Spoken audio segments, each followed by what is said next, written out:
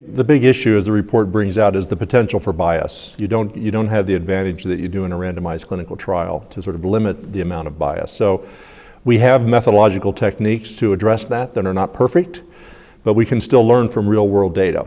At the same time, you can't apply those techniques unless you have the data. And so sadly, the infrastructure that we have in America is a fragmented, complicated healthcare system.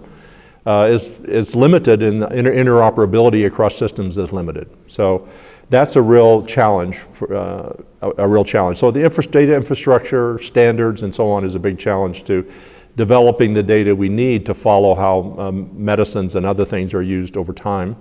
But the other big issue is, you could say, well, we've had this need for 10 years. Why haven't we seen more? And I think it has to do with economics, with incentives to produce the information. And any given entity is competing with other entities, so pharmaceutical manufacturers have a limited incentive to produce the data in some instances, and payers have a limited incentive. So because other people can then free ride on their information. So we have incentive problems, and then there's issues, so we need to somehow find ways to encourage people and reward people who do provide the information.